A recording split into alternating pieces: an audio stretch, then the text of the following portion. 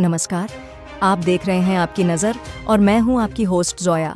आज दिन की सबसे बड़ी राजनीतिक खबरें लेकर आई हूं, जिसमें मिलेंगी देश और दुनिया की सियासत के नए मोड़, बड़े बयान और चुनावी हंगामे की पूरी जानकारी। तो चलिए देखते हैं आज सियासत की दुनिया में क्या कुछ खस रहा। विक्रमादित्य सिंह ने हाल ही में हिमाचल प्रदेश में हुए एक विवाद पर प्रतिक्रिया दी। उन्होंने कहा कि लाठीचार्ज और वाटर कैनन का उपयोग कानून को लागू करने के लिए किया गया था और इसे गलत नहीं मानते। उनके अनुसार यह कार्रवाई भीड़ को नियंत्रित करने और कानून व्यवस्था बनाए रखने के लिए की गई थी।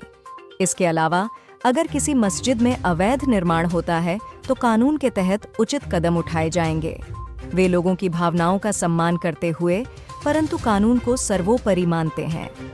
विनेश फोगाट की नामांकन रैली में एक बड़ी भीड़ जुटी, जिससे राजनीतिक विश्लेषक और समर्थक उत्साहित हैं। यह भीड़ कांग्रेस पार्टी की उम्मीदों को बढ़ा सकती है, क्योंकि भीड़ की ताकत चुनावी परिणामों पर सकारात्मक प्रभाव डाल सकती है। रैली के दौरान फोगाट के समर्थकों ने उत्साह और समर्थन प्रदर्शित किया, जो कांग्रेस के लिए एक संकेत हो सकता है कि उनकी जीत की संभावना बढ़ सकती है। हालांकि चुनावी परिणाम पर निर्भर करेगा कि यह भीड़ कितनी प्रभावी साबित होती है और कांग्रेस को कितनी लाभ पहुंचा सकती है। संजौली में मस्जिद 5 मंजिला के हिंदुओं का खून खौला। शिमला में आंदोलन रोका हुआ है। मस्जिद के आसपास पुलिस तैनात है। पूरी रात तैनात रहेगी, क्योंकि कल सुबह विरोध प्रदर्शन का राउंड 2 हो सकता है। हिमाचल में अब मस्जिद को लेकर बात अटक गई है। अवैध निर्माण पर कार्रवाई के लिए पूरा शिमला उमड़ गया है। आज हिमाचल में वो हुआ जो कभी नहीं सुना होगा।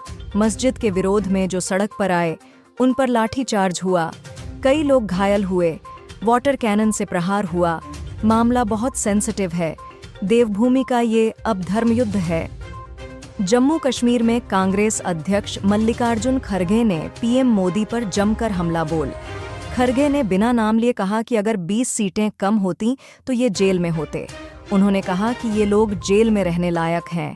खड़गे ने इस दौरान पीएम मोदी 400 सीटों वाले बयान पर भी तंज कसा और कहा कि मोदी सरकार की टांग टूट चुकी की और पीएम मोदी अल्पमत की सरकार चला रहे। इन जिलों में तेंदुए की दहशत। अब तक 6 लोगों की मौत। सवालों के कटघरे में वन विभाग। राजस्थान में इंसानी आबादी में तेंदुओं की आवाजाही ने बड़ा खतरा पैदा कर दिया है। बीते 2 दिनों में शहरी आबादी में तेंदुओं के आने की 2 घटनाएं दर्ज हो चुकी हैं। ये दोनों घटनाएं चौमू की हैं। शनिवार को चौमू जयपुर रोड पर एक निजी अस्पताल के बेसमेंट में तेंदुआ घुस गया। इसके बाद मंगलवार रात को भी तेंदुआ चौमू की सड़कों पर नजर आया। हालांकि दोनों घटनाओं में तेंदुए ने किसी इंसान पर हमला नहीं किया, लेकिन तेंदुओं के हमले से प्रदेश में 30 मई से 8 सितंबर तक 6 लोगों की मौत हो गई है। शिवसेना यूबीटी अब भारत के मुख्य न्यायाधीश सीजेआई डीवाई चंद्रचूड़ की निष्पक्षता पर सवाल उठा रही है। पार्टी के वरिष्ठ नेता संजय राउत ने तो सीजेआई को शिवसेना से जुड़े मामले से अलग होने की नसीहत तक दे दी है। राउत ने सवाल ऐसे समय पर उठाए हैं जब एक दिन पहले ही प्रधानमंत्री नरेंद्र मोदी सीजेआई के आवास पर पहुंचे थे और गणेश पूजा में शामिल हुए थे। इसके अलावा कई वकीलों ने भी इस मीटिंग पर सवाल उठाए, जबकि भारतीय जनता पार्टी ने इसे सिर्फ पूजा में शामिल होना करार दिया है। राजस्थान में विकास को लेकर राज्यवर्धन सिंह राठौड़ ने कांग्रेस पर तीखा हमला किया। उन्होंने कांग्रेस की सरकार पर विकास के नाम पर जनता को केवल आश्वासन देने का आरोप लगाया। राठौड़ ने कहा कि कांग्रेस ने कई वादे किए, लेकिन उन्हें पूरा नहीं किया। मनोरंजन की बात करें तो इस हमले में राठौड़ ने अपनी बातों को और भी रंगीन तरीके से पेश किया, जिससे उनकी आलोचना में एक मनोरंजक मोड़ आ गया। उनके बयान में उन्होंने कांग्रेस की योजनाओं की विफलताओं को मज़ेदार उदाहरणों के साथ प्रस्तुत किया, जिससे उनकी बातों को ध्यान से सुनने का मौका मिला। राघव चड्ढा ने अमनदीप सिंह झुंडला के नामांकन रोड शो में कहा कि असंध की जनता को एक सच्चे सेवक की जरूरत है और अमनदीप सिंह उन उम्मीदों पर खरे उतरेंगे। उन्होंने कांग्रेस और भाजपा पर तंज कसते हुए कहा कि दोनों पार्टियां केवल वादे करती हैं, लेकिन असंध में वास्तविक परिवर्तन लाने का काम आम आदमी पार्टी ही कर सकती है। चड्ढा ने यह भी जोड़ा कि झुंडला की ईमानदारी और समर्पण से असंध की समस्याओं का समाधान होगा। प्रधानमंत्री नरेंद्र मोदी और सीजेआई डीवाई चंद्रचूड़ की गणेश पूजा की तस्वीर सोशल मीडिया पर वायरल हो रही है। इस तस्वीर में मोदी मराठी पारंपरिक परिधान में नजर आ रहे हैं और चंद्रचूड़ के साथ गणेश उत्सव मनाते दिख रहे हैं। यह तस्वीर गणेश उत्सव की भव्यता और धार्मिक एकता को दर्शाती है। मोदी की यह पूजा विशेष रूप से चर्चा में आई है क्योंकि इसमें उन्होंने पूरी मराठी वेशभूषा में पूजा की, जो इस पल को और भी खास बनाता है। अखिलेश यादव ने उत्तर प्रदेश में मंगेश यादव की मुठभेड़ पर भी सवाल उठाए हैं। उन्होंने इसे एक फर्जी मुठभेड़ बताया और कहा कि इस घटना से यह साबित होता है कि बीजेपी सरकार कानून के शासन में विश्वास नहीं करती। उन्होंने आरोप लगाया कि एसटीएफ जैसी संस्थाओं को अपराधी गिरोहों की तरह चलाया जा रहा है और इस पर केंद्र सरकार की चुप्पी इसका समर्थन दर्शाती है।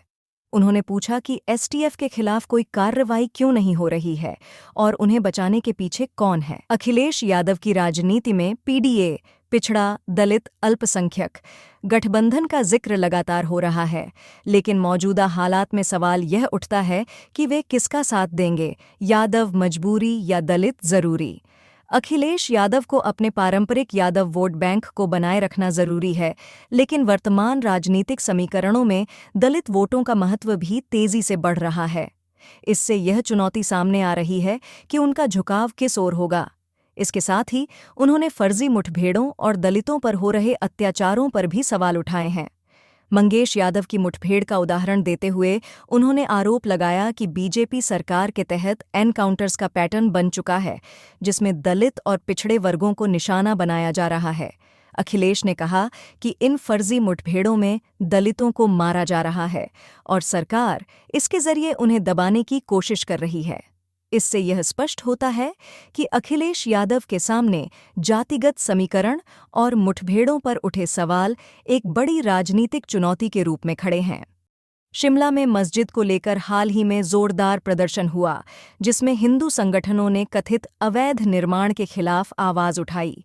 इस बीच बीजेपी नेता सुधांशु त्रिवेदी ने कांग्रेस और राहुल गांधी पर बड़ा हमला बोला। उन्होंने आरोप लगाया कि कांग्रेस सरकार के समय से हिंदू समाज का अपमान हो रहा है और राहुल गांधी की पार्टी जानबूझकर ऐसे विवादों में शामिल हो रही है जिससे सांप्रदायिक तनाव बढ़े। त्रिवेदी ने इसे कांग्रेस की वोट बैंक राजनीति का हिस्सा बताया। सहारनपुर मां शाकुंभरी देवी के दर्शन के लिए जा रहे श्रद्धालुओं के दो पक्ष के बीच डीजे की आवाज को लेकर विवाद हो गया और कुछ ही पल में विवाद इस कदर बढ़ गया कि बात मारपीट तक पहुंच गई और दोनों पक्षों में मारपीट के दौरान कई लोग घायल हो गए। घटना के बाद घायलों को तुरंत चिकित्सा के अस्पताल में भर्ती कराया गया। कर्नाटक की राजनीति में कांग्रेस के भीतर हलचल तेज हो गई है। मुख्यमंत्री सिद्धारमैया पर लगे भ्रष्टाचार के आरोपों के चलते पार्टी के कुछ वरिष्ठ नेता उनकी जगह लेने के लिए लॉबिंग कर रहे हैं। Deputy CM DK Shivakumar और अन्य प्रमुख नेताओं जैसे होम मिनिस्टर जी परमेश्वरा और पीडब्ल्यूडी मंत्री सतीश जारकीहोली का नाम भी संभावित सीएम उम्मीदवारों के रूप में चर्चा में है। पार्टी के भीतर आंतरिक मतभेद और शीर्ष पद की दौड़ के बीच सिद्धारमैया की स्थिति कमजोर होती दिख रही है, जबकि कांग्रेस हाईकमान संभावित विकल्पों पर विचार कर रहा है। वरिष्ठ नेता सीताराम येचुरी का निधन, दिल्ली एम्स में ली अंतिम सांस। कम्युनिस्ट पार्टी ऑफ इंडिया माकपा के महासचिव सीताराम येचुरी का निधन हो गया है। उन्होंने 72 साल की उम्र में अंतिम सांस ली। सीताराम येचुरी दिल्ली के एआईएम्स के आईसीयू में भर्ती थे। बताया जा रहा है येचुरी को फेफड़े में संक्रमण की समस्या थी, जिसका काफी दिनों से इलाज चल रहा था। वहीं आज 12 सितंबर को दोपहर 3:03 बजे दिल्ली एम्स में उनका निधन हो गया।